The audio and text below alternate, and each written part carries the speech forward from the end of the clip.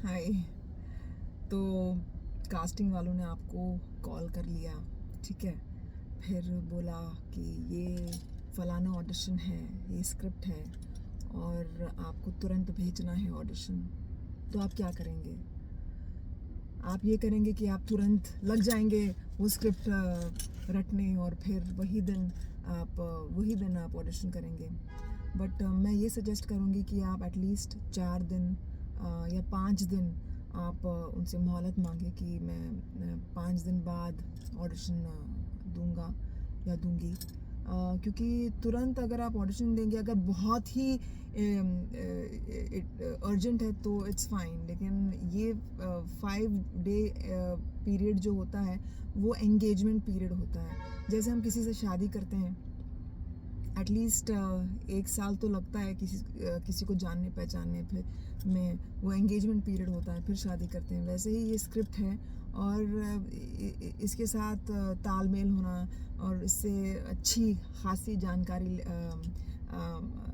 लेना और इसको अपने आप में ढालना, वो एटलीस्ट 5 दिन लगेंगे आपको। जो भी आपका स्क्रिप्ट हो, at least even if it is अगर 4 लाइन भी हो या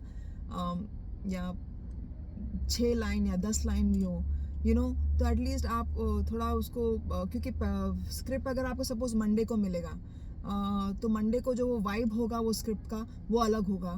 आप मंडे को प्रेपरेशन के लिए एटलीस्ट 20-30 बार तो पढ़ेंगे वो स्क्रिप्ट, क्योंकि आपको वो स्क्रिप्ट ज़ुबानी याद होनी चाहिए। और क्योंकि राइटर ने जैसा लिखा है तो वैसा ही आप करेंगे। क्योंकि कभी कभार क्या होता है, उनको हमेशा वही डायलॉग्स चाहिए होता है, आपका इम्प्रोवाइजेशन नहीं चाहिए होता है। तो सेकंड डे पे आप जब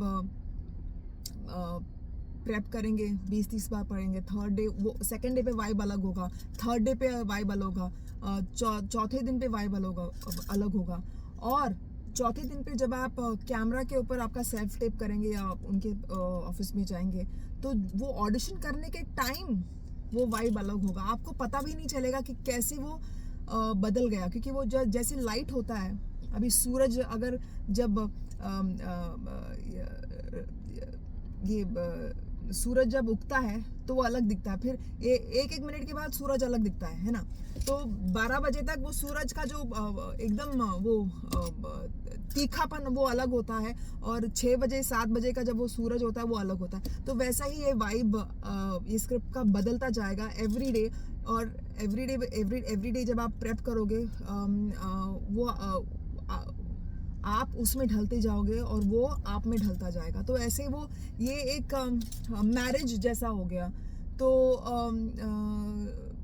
फिर आपको वो लाइनें भी याद हो जाएंगी, और आपको ये नहीं करना पड़ेगा कि ये लाइन इसके बाद ये क्या है, इसके बाद वो क्या है। आप फिर सिर्फ अपना परफॉर्मेंस पे कंसंट्रेट करोगे। परफॉर्मेंस पे आप ये शब्द को कैसा बोलना है उस पर कंसंट्रेट करोगे, ना कि ये वर्ड के बाद, ये शब्द के बाद कौन सा वर्ड आएगा, ये कौन सा वर्ड आएगा। आप बोलते जाओगे और आपको पता भी नहीं चलेगा कि आप बोल रहे हो। क्योंकि स्क्रिप्ट ऐसे याद होनी चाहिए जैसे नेशनल एंथम हो, या अपने घर का एड्रेस हो। क्योंकि हम जब आप सोते भी हैं और कोई हमसे पूछता है कि हम बहुत बहुत तेज़ नींद में हैं और कोई हमसे पूछता है कि तुम कहाँ रहते हो, तो हमको हमारा एड्रेस याद होता है। तो वैसे ही ये स्क्रिप्ट याद होनी चाहिए, क्योंकि ये स्क्रिप्ट का जो लिखा होता है राइटर ने, वो एक गोल, एक के हैसियत से लिखा होता है कि ये शब्द हैं ये कैरेक्टर्स के। तो अब अगर वो ही बोलेंगे तो एटलीस्ट डायरेक्टर प्रोड्यूसर जो भी देखने वाले हैं, एटलीस्ट 7-8 लोग देखने वाले होते हैं, उनको पता चलेगा। उन लोग प्रॉपरली आपको देख सकेंगे उस कैरेक्टर में। और you have to make things easier for them. और yeah, just go with the flow. Not go with the flow, just take time in audition, preparing for the audition, ताकि आपका इंटरप्रिटेशन अच्छा हो। और जो आपका इंटरप्रिटेशन हो वो एक अलग नज़र से हो, ताकि उनको भी कुछ अलग देखने को मिले, आपके शायद आपने एक शब्द पे एक स्माइल दिया हो या एक पर्टिकुलर एक्सप्रेशन किया हो। ये